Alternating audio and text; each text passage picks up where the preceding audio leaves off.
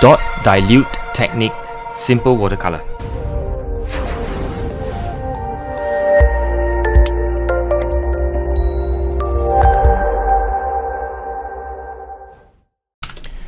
Like most watercolor, I basically just start with a simple line drawing, not too overcomplicated. Capture the main line, the main shapes, so that I can just, create the symbol of a man praying maybe, or in some way clasping his hands, hoping in some way something would happen.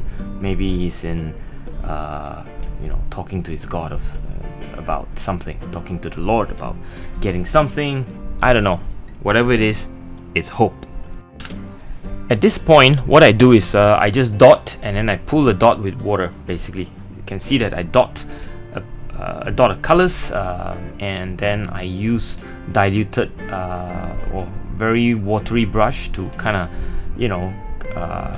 wash off one part of the shape, and then I go back in with the color and I dot again, basically allowing the water to carry the pigments to the edge and create a gradated sort of a wash, if you like.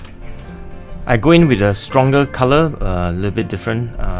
The original purplish wash was cobalt and quinacridone rose. Now I'm going in with permanent alizarin with a dot of queen burnt orange and French ultramarine. It does give a sort of a greenish tinge, although I don't use green. The green came from the mixture of French ultramarine with queen burnt orange. A little bit stronger, a little bit darker, and dropping down the value a tad, just to capture the sort of shadow, the hair, the neck where the shadow is casting, and a bit on the hand as well. So basically just trying to create the shape where I see, well, if you look at the photograph, you will see that there is where the dark or the darker value is. You don't really have to get the right color, you just need to get the right value, right?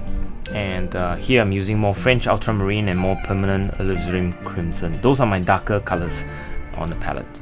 And as you can see, more and more color being dropped in, dilute. Again, I use the dot and pull, right? Dot and dilute. Dot dilute is a simple technique. You basically just dot the color down, not big patch, just dab, and use a watery brush to sort of pull one edge away. Dot dilute basically. And of course, some parts you have very sharp edges, sharp shape, and that's where you intentionally leave the shape sharp enough to create the sort of feel for the overall shape that you want. In this case, the hand, the back, where the shirt is, and so on and so forth. Continue to put in more dark values, French ultramarine and permanent alizarin crimson.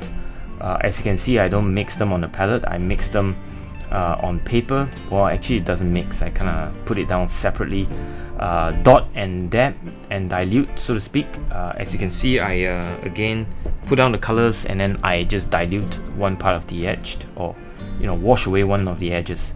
Sometimes I leave the one part of the edges sharp, and sometimes I don't. Again, you can see I try to mimic the fold of the t-shirt, and that will create the kind of it's kind of like using lines to create the form and to inform the audience of how the shape is forming. Basically, you use the elements of lines to create a feel of three-dimensional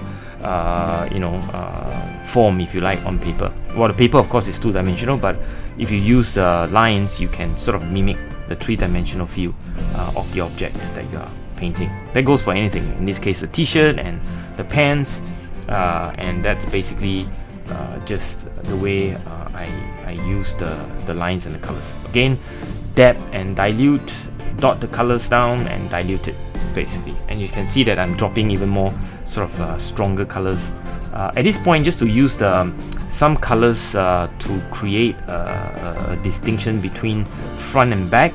I use some background colors to basically create the background. So that's it. I hope you enjoy the video. If you like this sort of content, I hope you will subscribe to the channel. More of such content for you, and you also encourage me, and I hope to see you around on my channel, and do drop some comment. I appreciate any comment, and see you around. Thank you. Peace out.